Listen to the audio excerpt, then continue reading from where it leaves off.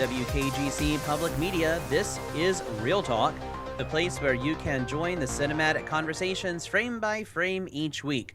I'm your host, R.L. Terry. If movies are your thing, you're in the right place for today's review of Sam Raimi's newest movie, Send Help, followed by a countdown of picks for top 3 Raimi movies. Ever so often, scheduling or simply reality forces you to rethink how you may talk about a movie. And today's episode is one of those occasions. Send Help is a film that I've seen, but my guest has not, though he does plan to see it very soon. So instead of a traditional review, we're flipping the format. I'll be responding to questions, prompts, curiosities, queries from my guest, thus talking about the movie, and the conversation will go from there. So I'm looking forward to flipping it up here just a little bit. Definitely more interesting listeners than you listening to me drone on in a monologue. So I'd say this approach feels rather fitting for Send Help, a film that plays with expectation, tension for sure, and survival, forcing characters and by extension the audience to reassess what matters moment to moment. And I'll save the specifics for our discussion on the movie. Then we'll pivot to celebration, counting down our top 3 Sam Raimi films. Raimi is a filmmaker whose career spans horror, superhero cinema, studio spectacle, and gleeful excess. And today we'll be narrowing that eclectic filmography down to the 3 titles that best define his voice, according to us. So we'll begin with survival and end with some splatter. And Sam Raimi all through the episode today. Today's guest is no stranger to Real Talk. Returning to the show is Brad Buer of the Cinema Speak podcast. Welcome back, Brad. Thanks, Ryan, for having me. It's great to be here. I'm bummed, obviously, that I was not able to see Send Help, and I'll say that one of the reasons was because I, for my show, we're reviewing something else for my show next week, and I'll say probably Send Help would have been the better choice. So you won out on this one. Turn to Silent Hill, but good to be here.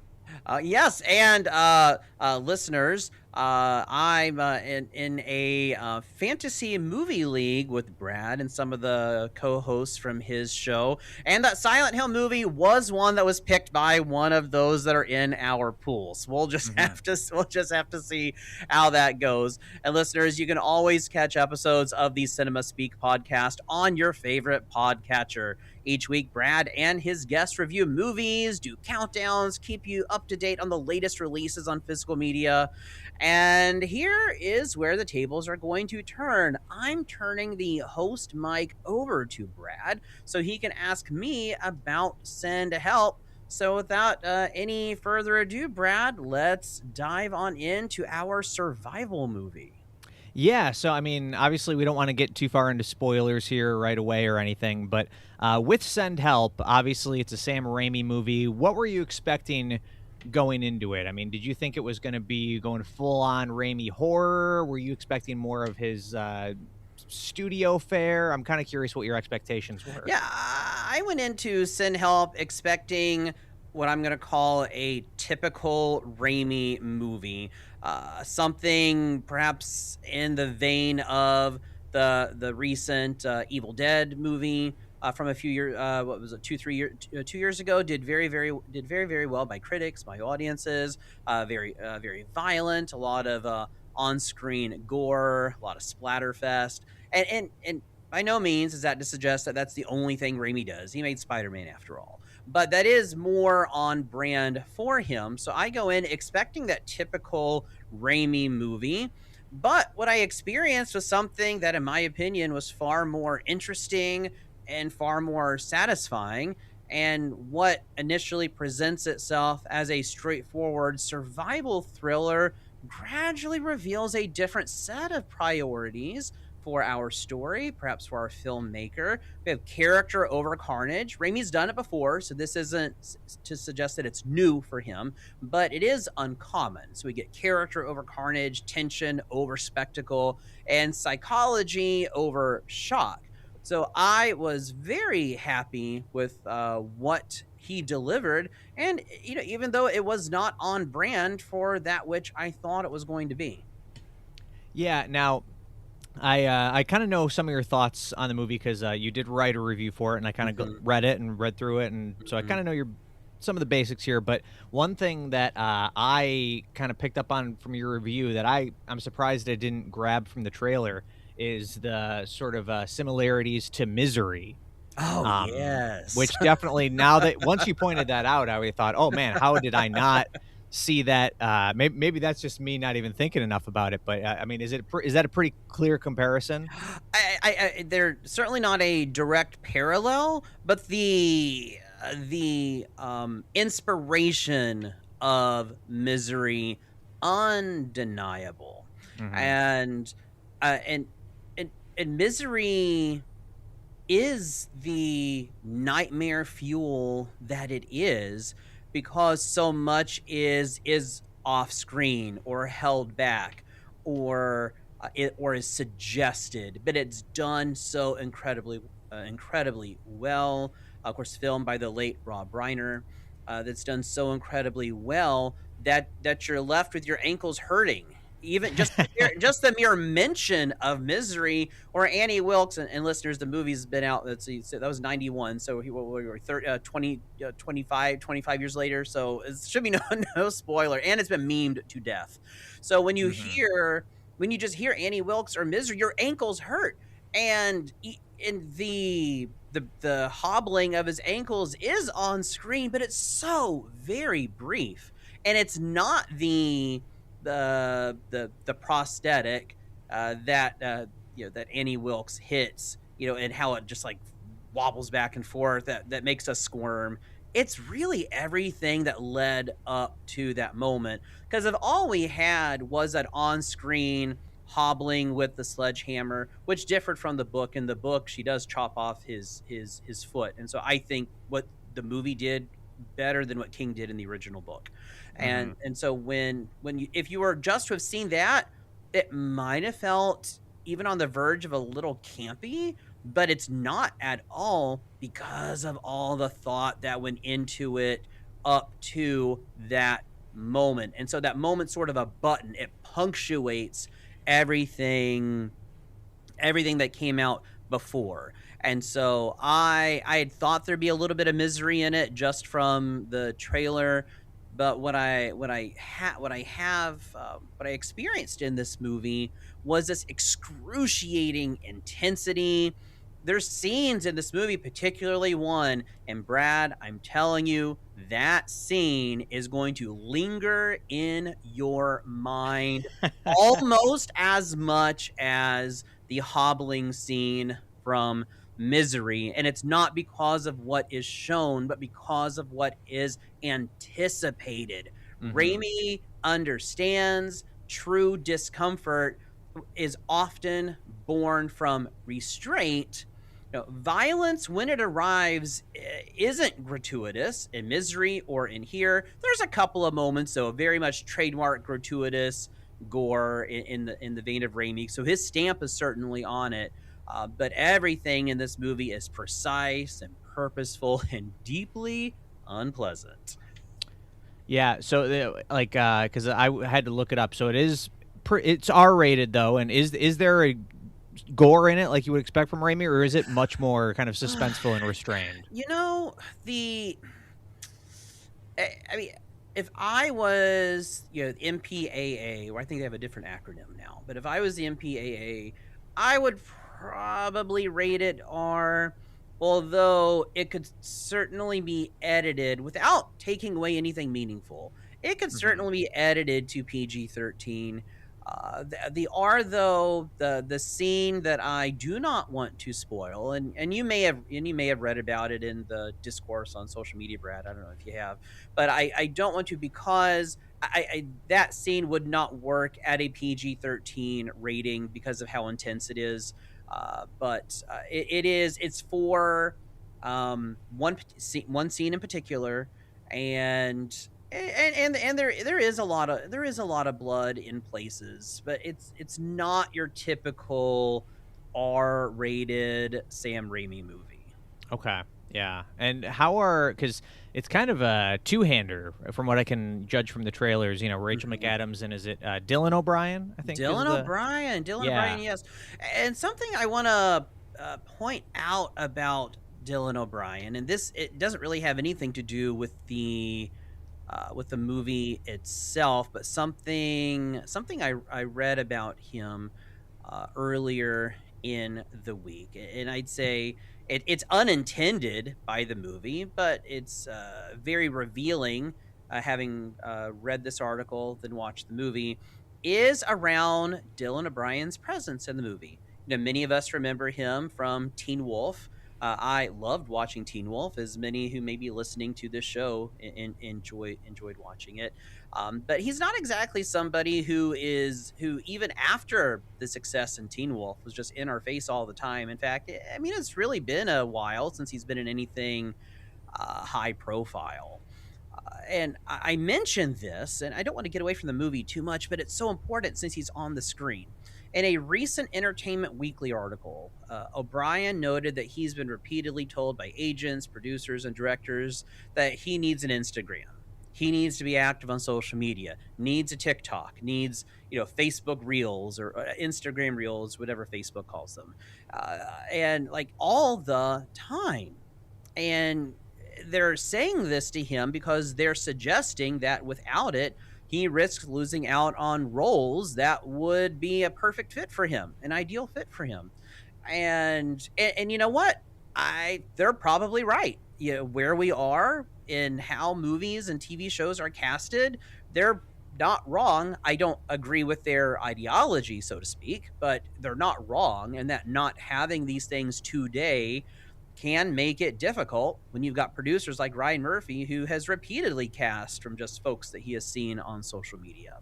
So, Yeah. yeah, go ahead. I was just gonna say it's interesting because, like, I definitely I can understand because there's sort of free promo built in when an actor Mm-hmm. has a social media following, but also if you think of like the biggest stars today, most of Mm-hmm. them don't have Instagram, and I don't know if it's just because they're so big that they don't need it, but like Brad Pitt doesn't have Instagram as far as I know, Jennifer Lawrence. A lot of those like huge A-list Hollywood stars, they don't have Mm-hmm. it. Maybe it's because they can use their talent elsewhere that they don't really need to use the social media machine. I don't know, but it's kind of interesting. Yeah, I believe you're right. Your biggest stars who are very secure in their careers, very secure in their talent with their range. I don't think feel the need to do it, but a lot of these producers, that's how they're casting, particularly when it comes to younger actors, of which Dylan O'Brien, he's probably in his early 30s. Maybe mid 30s at this point. I don't know exactly, but when you're on the younger end of the spectrum, it probably feels that it's more important to have. But what I like is in response to these directors, producers, he has no intention on starting one. Hmm. And when talent and suitability and longevity are increasingly filtered through social media metrics rather than craft, presence, and screen intelligence, I really think the industry risks confusing visibility with value. And we'll have to see how his comments are taken. Maybe others will see what he says, be like, oh gosh, maybe I don't really need this. But it's something that doesn't get talked about a lot. And after reading it and seeing the movie, I thought, well, here's an opportunity to bring that up because I like what he said in the article, and more importantly, what it means. Because he wants to be valued and cast based upon his talent, based upon his skill, based on his particular look, not Hmm. just how things are in social media. And speaking of big actors without a huge social media presence, if any at all, Rachel McAdams, I certainly am not aware of her social media presence, and that could be because maybe she also doesn't have one, or if she does, it's maybe minimal in nature. And another incredibly gifted actor, Hmm. and both of these actors together in the movie, they show um, what great chemistry can do. I mean, It's really difficult, and you know this, Brad, from all the movies that you've reviewed. It is really difficult for two people. There's a couple other little cameo, little bit parts here and there, but for primarily two people to hold down an entire movie. Hmm. And of course, it's even harder with one. But Tom Hanks showed that it can be done in Castaway, but it is very rare because we've seen this gone poorly. Passengers several years ago, afraid. Yeah, yeah. Lawrence and Chris Pratt. Their presence wasn't enough to make the movie very compelling. But here, McAdams and O'Brien, they certainly do. And it is not to devalue the writing or the directing at all. It's all working together incredibly well, like an orchestra, each with their own parts. But I have to say that they are able to hold down this movie, the two of them, and make it something really compelling and fun and terrifying, all within sometimes the same scene. Now, would you say that this leans more towards horror over a survival film? Like, would this be more Mm-mm, for horror fans, or if somebody, if somebody's a fan of Castaway, would this mm-mm. be? I mean, I'm sure this is a little more intense than that, but would this appeal to that sort of crowd as well, or is this one strictly for the horror buffs? Ooh, good question.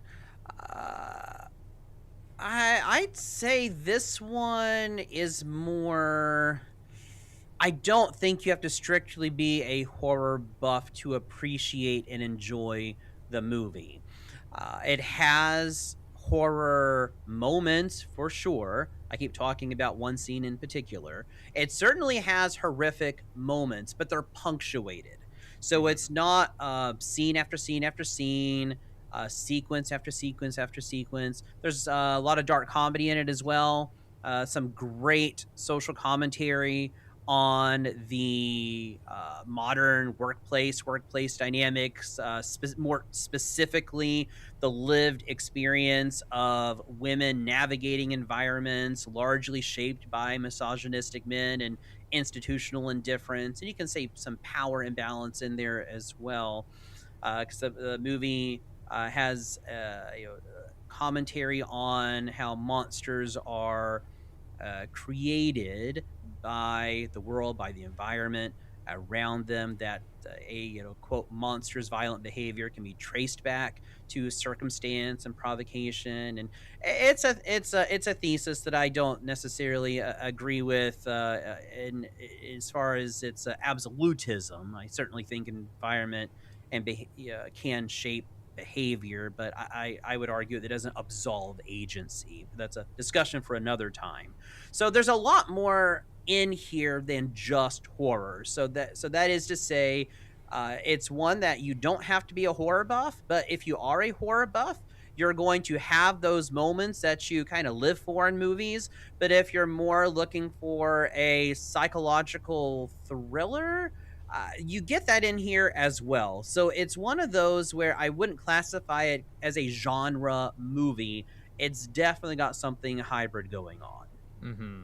I do love, just in terms of the workplace dynamics, some of the marketing they've done for this. I don't know if you saw any of that, but No, at I haven't. at one of the premieres, they had a rage room set up where, like, if you were upset with your boss, you could get in there and break stuff and Oh my rage out. gosh. And Like yeah, an office place all over the yeah, office space all over the place. Wow. exactly, exactly. So they've been having some fun with the marketing, and seems like it's done pretty well at the box office. So I'm happy for it. Yeah, it seems to have done very well at the box office so far. I don't know what the numbers are going to look like. I haven't looked. I should say I haven't looked at the totals from the weekend yet. But I mean, goodness, I'm interested to see how it does. How it's reported to have done over the weekend, and then what its second weekend looks like. I Hmm. think this one is going to hang around for a bit. Don't see it as one that's going to be in theaters, for the next, 6 weeks or something like that. I mean, maybe it'd be great, but I do think it's going to hang in there a bit longer than some of the movies more lately have been hanging around the cinema.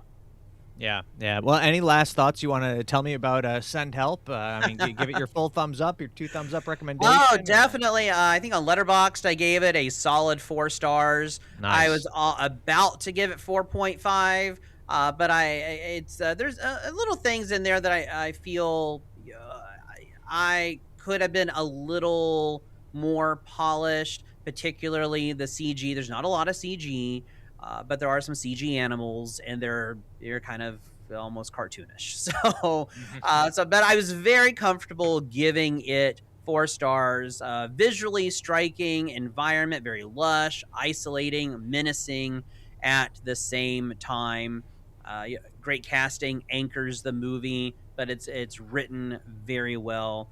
And I'd say it's not a 5 star movie, solid 4 star, but it's got some great thoughtful moments in there, and it's very compelling. And you can watch it for just pure entertainment value, or if you want to go a little bit deeper, definitely moments where we can go deeper. But Brad, I am ready now that I've hyped up Raimi in this movie, to get into our countdown. So when we come back from our break, how's about we start counting down our picks for our top 3 Raimi movies? I am ready for it.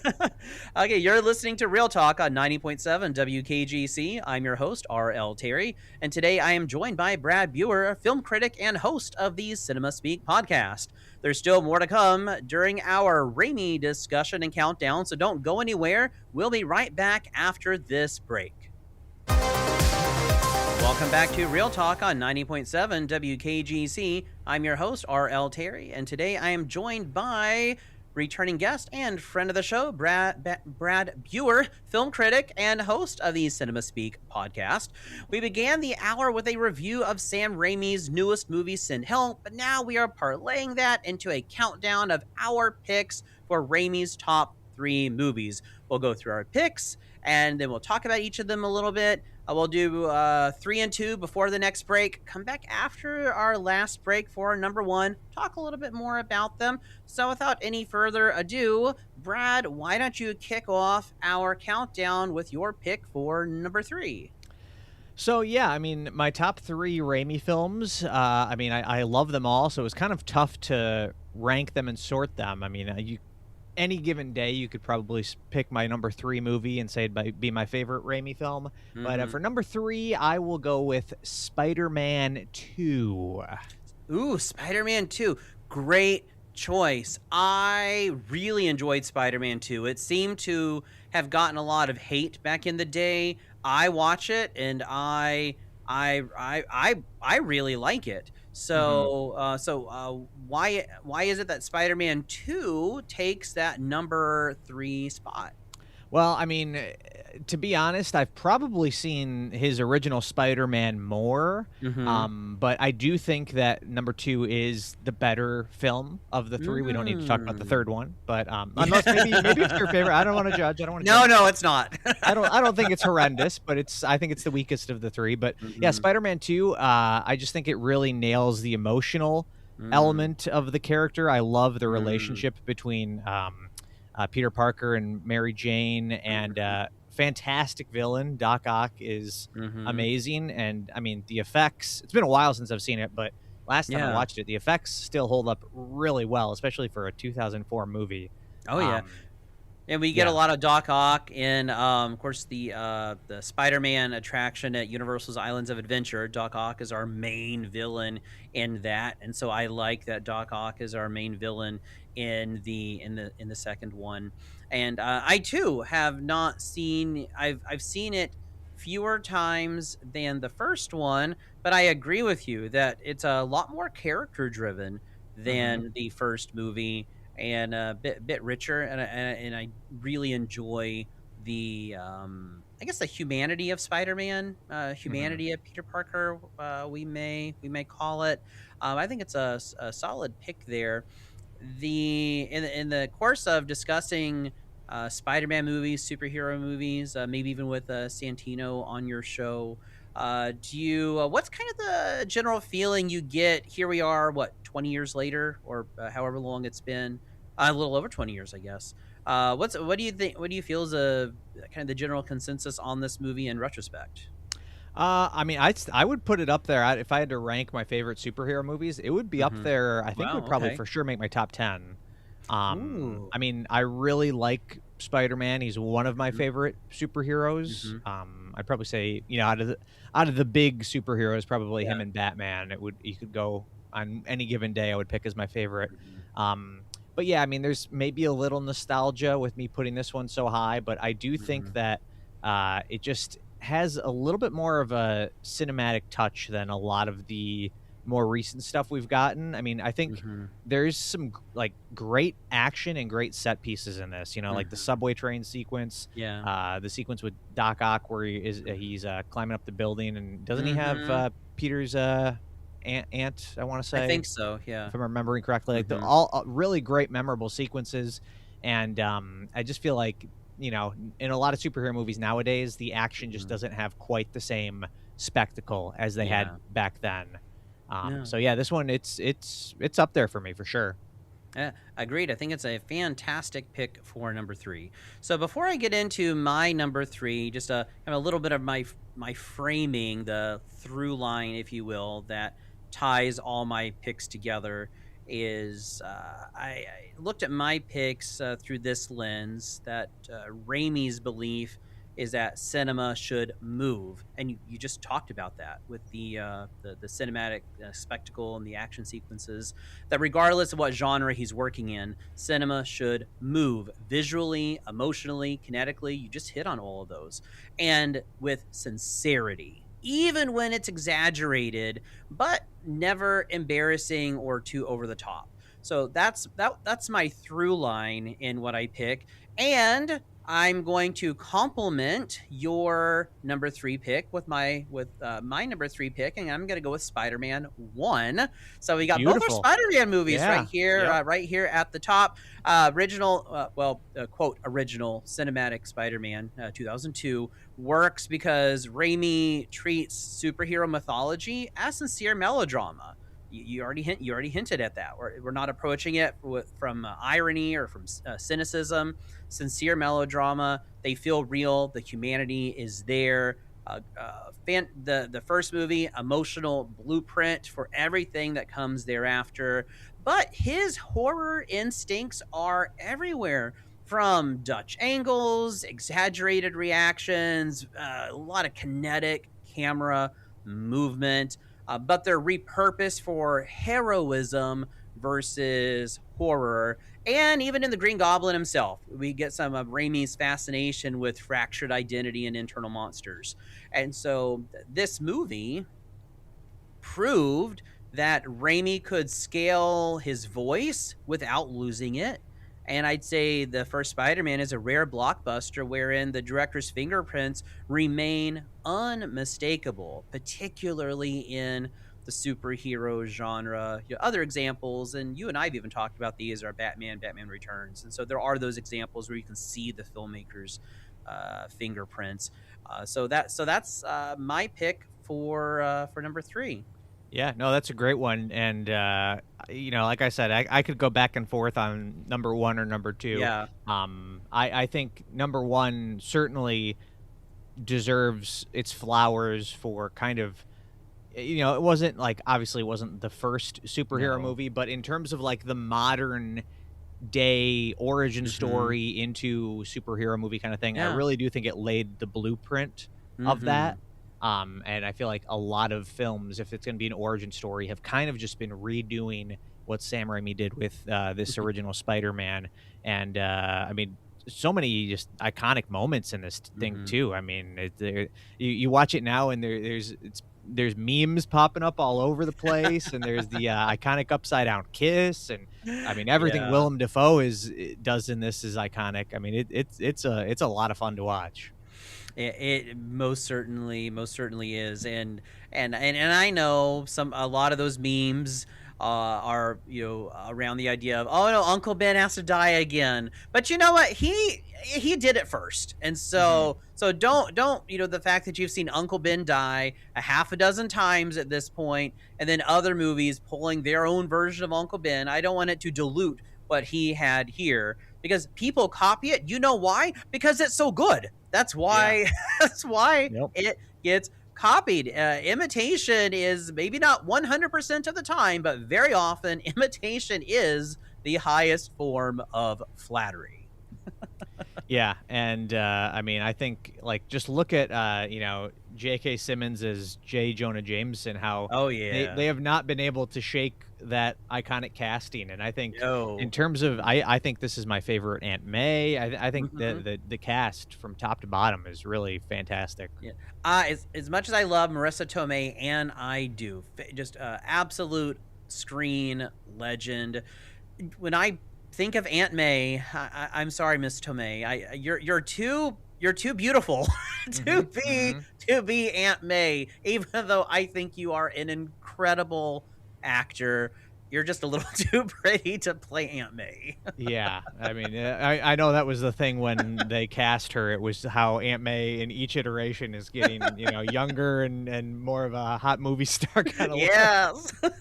But hey, that's you know what? It's a different spin, I guess. It's a different Yes. take, at Yes, least. it is. So, Yeah. Brad, what do you have for us for your number two? So my number two, it's another pick where I could go either way on this. I could go back and forth, but I'm gonna go with Mhm. Evil Dead 2. No way. That's mine. That's what Oh, for real? I Number 2? Yes, Oh, wow, that's okay. what I picked for my number 2. Nice, nice. Yeah, I do love the Evil Dead, and on some Uh-huh. days, I could say that is my favorite, but I do Mhm. think in terms of capturing everything that Raimi does so well, like, Mhm. I love the Evil Dead, the fact that it's, like, a low budget sort of thing. It's honestly a Yeah. really cool, inspiring story that they were able to Mhm. make that. Yeah. But Evil Dead 2, it's got more behind it. It's Yeah. got a bigger budget. Sam Raimi can really let loose, and I think it's endlessly rewatchable. Mhm. The effects are amazing, so much fun, and just iconic horror comedy. Yeah, very much so.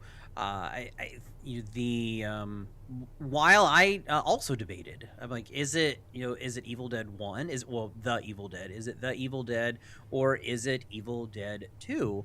When it came down to it, though, I also selected number 2 for the number 2 slot on my list. Because I feel this is Raimi at his most inventive and unrestrained. Talk about Send Help, a restrained Raimi. And we can even make the argument in the Spider Man movies, a more restrained Raimi compared to something like this. So, this is Raimi at his most inventive and unrestrained. I feel that it cemented his reputation as a master filmmaker whom understood cinema as a movement. I mentioned cinema that moves as one of my through lines in my picks here, that he understands cinema as movement, as rhythm, as physicality. And without Evil Dead 2, Raimi, I would argue, Raimi doesn't get Darkman. He doesn't eventually get Spider Man, or I would even say that he doesn't get my number one pick, which I will hold back for now. And so this movie here it's Raimi with the resources that complement his knowledge, skills, and abilities. Mhm. I also really like the idea of, and I don't know, I'm sure you can find some other example of this that happened before this, but the idea of essentially remaking your first movie, Yeah. but calling it Evil Dead 2. I Mhm. love that idea. Like, we're going to basically go through the same thing, at least at the start here. But we're Mhm. going to just basically, turn it up to 11. And Oh, I yes. think, I think that's a really cool idea. And I mean, Bruce Campbell, obviously, he's great in number one, but this is where he really kind of became a scream king, if you will, cemented Mhm. his legacy with this one. Yeah. Yeah, we've got it all. There's slapstick humor, there's splatter, cinematic anarchy, we could call it, but it's all fused together in a single vision. It's a Mhm. patchwork quilt with all these different pieces that work together for a single vision, and it functions magnificently as both a sequel and a remake. I love how it confidently rewrites its own mythology, much, I think, much better this time around. It's like, okay, that's the movie I made because that's what I had. This is what I would have made had I had these resources back then. And you have all these elements of horror, but you've also got some really good comedy in there as well. Whether it is comedy in the characters' interactions, the diegetic comedy, or in the claymations. I love the claymations from the movie. And so all these different elements just coexist without ever canceling one another out. And I would say Raimi's camera in particular here, even more so than the first one, becomes a character in and of itself because much like we may do if we were there, it lunges, it stalks, it even mocks characters and the audience, and so I think there's a lot more energy in this movie, even comparing it to the first one. Hmm. Yeah, and it's just like with Raimi, he's always doing something. Like you said, the movie is, there's always something going on. There's always something happening with the camera. We're always doing these crash zooms and stuff, and it just is just nonstop. And like you said, it is very slapsticky. It's nonstop bits. It's nonstop bits mixed with horror. And I mean, if you're somebody that loves horror and comedy, then this movie kind of it has it all. Yeah, we've got the framework, the foundation that so many other filmmakers have built from. They've pulled elements in it because it works. It works very well. And you mentioned Bruce Campbell earlier. His Ash becomes an icon. Scream King. We don't get many of those. So No, we have yeah. a Scream King. And it's not through his toughness, although he certainly is a very tough character to get through everything that he does, but it's not solely through his toughness. I'd say it's more through his endurance and even a little humiliation in his being never too proud, never too humble. He's not going to ever let his guard down. And so I think through all those things, what helps him to survive and to not only survive in here, but continue and even get his own TV show. And so series. And so we don't have too many characters. Whether even Scream Queens, I mean, like we don't have many characters that come out of these movies, and they wind up with their own series because of just how beloved they are, from the audience. It's really quite remarkable. Yeah, I also think this kind of fits in the zone of maybe it was a little bit before my time. I mean, the movie obviously came out before I was born, but like for me, I kind of always had the vibe of that iconic cover of the skull with the eyes. It was a movie that you would go and it would, for me, it would be you go to a friend's house and their older brother would have it and be this movie that's like, oh, I really want it. What is that? And it kind of had this like status around it, like, oh, that's Evil Dead 2. And when I finally watched it, a lot more, I guess, comedic than I was expecting, given the aura around it. But it always kind of had that thing where people of a certain age group really held it in high regard, and it was kind of one of those tapes that I feel like a lot of people had. Yeah, it does feel like that. It feels like that. It feels like that VHS that is just as you have described. Well, listeners, we're coming up on our next break, after which we will bring you our number one picks. You are listening to Real Talk on 90.7 WKGC. I'm your host, R.L. Terry, and today I am joined by returning guest and friend of the show, Brad Buer, film critic and host of the Cinema Speak podcast. There's still more to come, including our number one Sam Raimi picks, so don't go anywhere. We'll be right back after this break.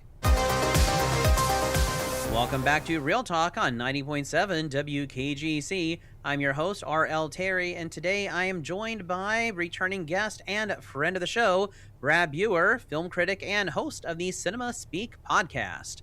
We began the hour with a review of Sam Raimi's newest movie, Send Help, but now we are in the midst of counting down our picks, our top 3 picks for Sam Raimi movies. We went through picks 3 and 2 before the break, and we are now heading into our number 1 picks. And if we have any time, any honorable mentions that we can pass along to you listeners. But to quickly recap, Brad and I will share our picks for 3 and 2. Spoiler alert: we have the same pick. We have the same pick for our number 2, and then we'll get into our number 1. So just real quick for our listeners, Brad. Again, what was your number 3 pick? My number 3 was Spider-Man 2, and my number 2 was Evil Dead 2. Evil Dead 2. And I share that same pick for number 2, listeners. Mine was also a Spider-Man. He put Spider-Man 2 for his number 3. I have Spider-Man 1. So we got both of Raimi's Spider-Mans. I guess he's Spider-Mans represented on our list today. And during the break, listeners, both Brad and I were sharing that we were both lying in anticipation of what our number 1 picks were, because I got to tell you, listeners, that I really thought Evil Dead 2 was going to be Brad's number 1 pick, just from everything I've heard on his show and just our interactions when we're not on shows. And that's not it. So I am just here on the edge of my seat waiting for that number 1 pick. So, Brad, without any further delay, what takes the number 1 spot on our top 3 Raimi list today? Yeah, I don't think we're gonna. I mean, so far we've been pretty lined up. We had a Spider-Man film, an Evil Dead film, but yeah. I think this one we're gonna convert. We're gonna diverge, I should say. But maybe not. Maybe I'm wrong. My number 1, which I think is maybe a little unexpected, but it is my favorite. I have A Simple Plan. A Simple Plan, and you know what? I've got a confession. I am only familiar with that one in title and reputation only. I have not seen it. Hey, that's okay. That's okay. So after our show today, then it gives me something new that I can add to my ever-growing must-watch list that I keep in little notes on my phone. Well, it's funny because I remember for a while it was actually pretty hard to track down like a copy of. It didn't have a Blu-ray for the longest time, and for a while there, it wasn't even available to rent or stream digitally. Like it was I think you would have had to maybe buy a DVD of it, and I don't even know if that was still in print. So it was kind of under the radar for a while there. But now it did recently get a 4K release, and I think it's much easier to rent and watch digitally as well. But yeah, I am a big fan of this movie. I really like when Raimi goes outside the horror genre, but still sort of maintains his Raimi-isms, but just kind of tampers them a little bit. And this movie kind of has that. It's a movie.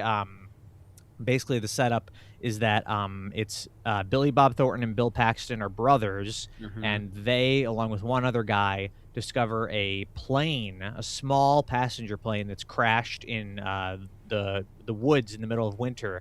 And they find a body inside and a bag full of cash. And they hatch a scheme to say, okay, how about this? We're going to take this cash and we're just going to hold it for a while. And because they think it's drug money or something, they think it's somehow illegal. So they think, okay, once this plane is discovered, as long as nobody comes sniffing for the money, and we'll wait a year or two and we'll just keep it and not do anything with it. And after a year or two, then we'll know we're safe and we can start spending it. But obviously it kind of follows the, one of those crime gone awry genre things of like a Fargo or Before the Devil Knows You're Dead, where greed gets in the way and their plan starts to spiral. And it's a great little thriller. A lot of interesting ideas in terms of greed and class even specifically within a small town. Billy Bob Thornton is amazing in it. I think he was Oscar nominated for this role, I think. And it's also based on a novel, which I greatly enjoy as well, a novel by Scott Smith, who also wrote the screenplay for this. And came out kind of in the wake of Fargo, and it's another snow-covered sort of, you know, thriller movie about greed and that sort of thing. So I can see where maybe at the time it might have gotten those comparisons to Fargo. But if you haven't seen it, I would definitely recommend checking it out. Well, I want to check it out in part because what you described reminds me of the Twilight Zone episode, the Rip Van Winkle Caper. Are you familiar with that one, Brad? No, I don't think so. No. Okay. So the synopsis is you have, I believe it's four robbers, and they knock over, I believe it's a train. They take the gold, and they store the gold, put themselves in suspended animation for 100 years, Mm. and they wake up later. One of the four, his uh, casket thing, it was damaged, so he was not in suspended animation. They woke up to him being a skeleton, and then the other ones are traipsing across the desert, and they're dying of thirst and hunger, and they're this whole time they think of how much value their gold is going to have and of course this is now 60, 70 years later, or 60 years later. So at the end, the ringleader, he finally kills one of his comrades, because the one comrade, he had water, the ringleader didn't, and so he got tired of paying him. And then he finds a road. There's some people that come along in I want to say is it a hover? Is it a hovering car? Is it a hover car? And he begs them to take him into town to get water, and he offers to pay them in gold. The guy ends up dying, and they look at the gold and they're like, huh, gold. Yeah, you know what? That used to be worth something. Yeah, yeah. I mean, I would not be surprised if that might have been an inspiration on this, because, you know, I don't want to spoil anything, but there is kind of, you know, the tragic, like, tragic Yeah. comic ending sort of twist here as well. And Very cool. yeah, yeah. I'll have to check that out. Well, my number one is also a departure from what we would call the typical Raimi. So in that, you and I do concur on our number one picks, even though our title selections may be different. And so what I selected for my number one pick, and hear me out here before you jump to, oh no, that's their movie. Just hear me out. Before you jump to those conclusions, Brad, or listeners, my number one pick for Sam Raimi is The Hudsucker Proxy from 1994. Now, before you jump all over me, that is Joel and Ethan Coen's movie. Yes and no. So if you look at the history of the movie, one, Raimi's listed as a writer on the movie. Like that's no big secret. It takes no research to deduce that. He's writer on the movie along with the Coen brothers. The idea for the Hudsucker Proxy was Sam Raimi's idea originally. And his role is often forgotten, but it's crucial to understand that Raimi co-wrote the Hudsucker Proxy with the Coen brothers. Shared story credit. The film's idea originated from a concept developed by Raimi. Coen's bought into it years earlier, way before its production. And here is where you see Raimi in the movie as more than just a co-writer. There's no just about it.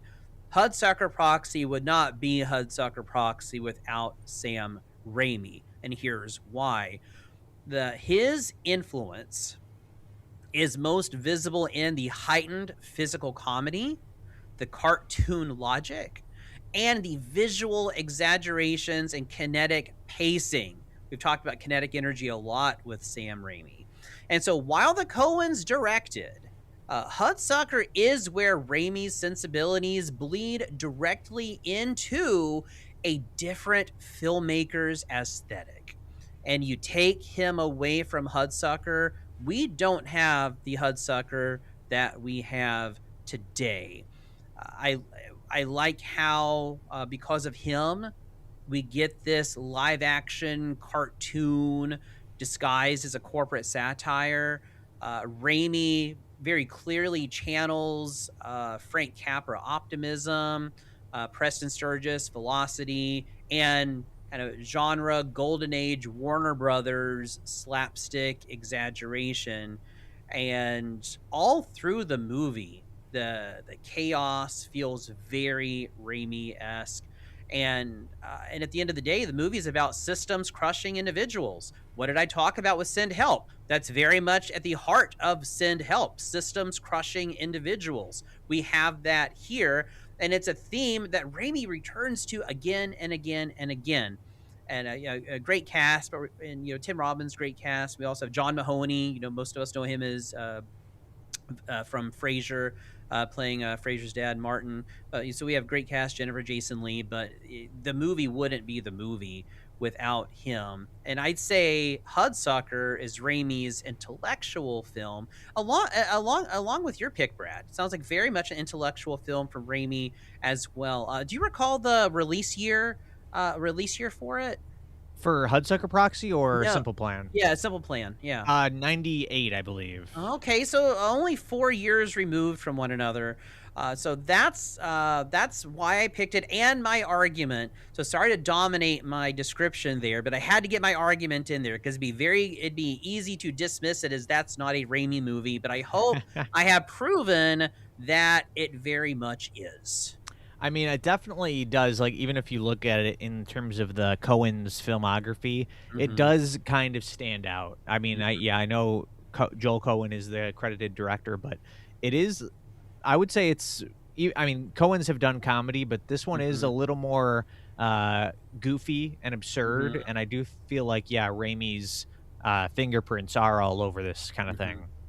Yeah, I wouldn't be surprised if he had been if he had been a producer. Maybe he was producing just an uncredited one for whatever reason. But it very much has his fingerprints in it because what we have even in Evil Dead 2, we've got a kind of a cartoony aspect to Evil Dead 2.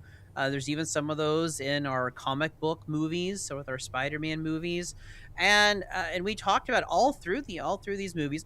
Maybe not so much with Evil Dead 2, but definitely with our number 3 and number 1 picks, the humanity of Raimi and the humanity of his characters. And we very much have human characters, a bit exaggerated perhaps in Hudsucker. But we have very human characters in there, and all throughout his movies, whether we're talking the splatter movies or more intellectual ones like A Simple Plan or Hudsucker, his characters always feel very human, even when is shown to be exaggerated for the sake of horror or comedy. I'm curious with Hudsucker Proxy because obviously I know you're a big fan of it. Where, if you were to rank it in terms of the Coens Mm. films, would this be very up near the top of the Coens Oh, films as well, or? it would. I think this is the indicative of the Coens, at among their best. I won't say the best, but among their best works. And I think Raimi was that ingredient that made it work well. I really don't think had it just been Coens, I think it still would have been. I think it still would have been good. I'm not suggesting it would have been a bad movie.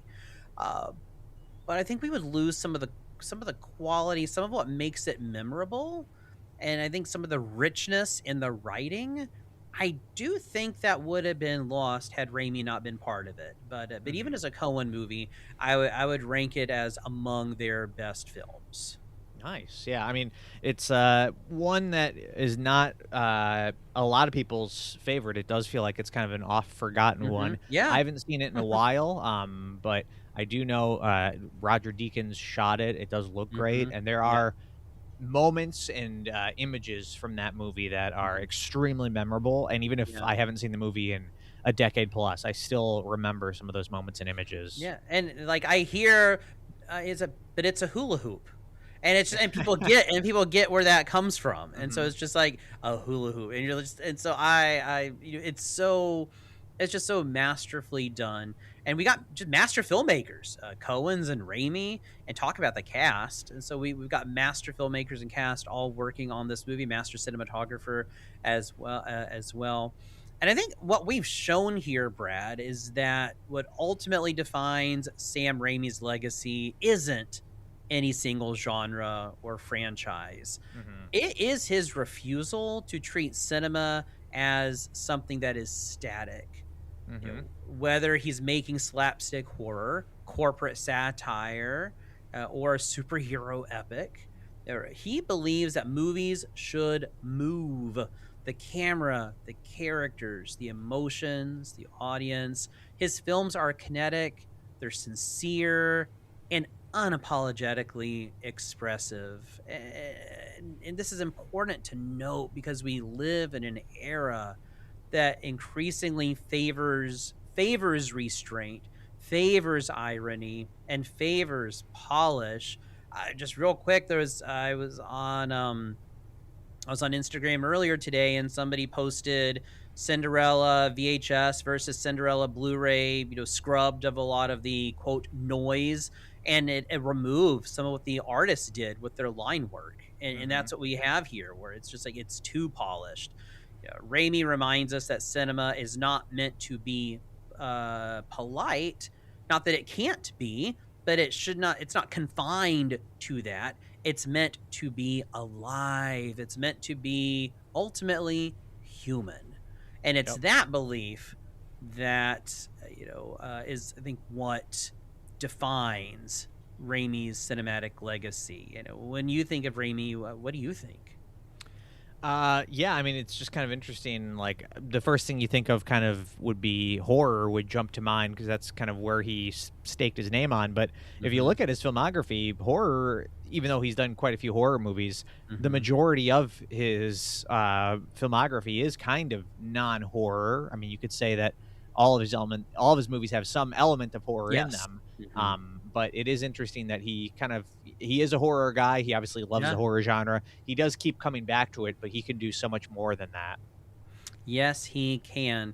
And I look forward to your future episode on the Cinema Speak podcast where you do your Sam Raimi movie walkthrough, rewatch like you did your Ron Mhm. Howard one. So I'm Mhm. sure that'll be coming up here in the future. But thank you so much, Brad, for returning to Real Talk today. How can listeners connect with you and Cinema Speak? So it's the Cinema Speak podcast. We're on any podcast listening platform that you want to use. You can find us on Twitter at the Cinema Speak, Instagram Cinema Speak podcast, and on YouTube as Cinema Speak. Excellent. And listeners, if you missed any of today's episode or to listen to past episodes of Real Talk or other shows on WKGC, we are on a podcatcher near you. Just search for WKGC Public Media on your podcast service of choice. Stay tuned for Jazz in a Minor Key with Walter Hale coming up next. Thanks to all of you for listening. I hope you'll tune in again next week, same time, same place, for more Real Talk on 90.7 WKGC.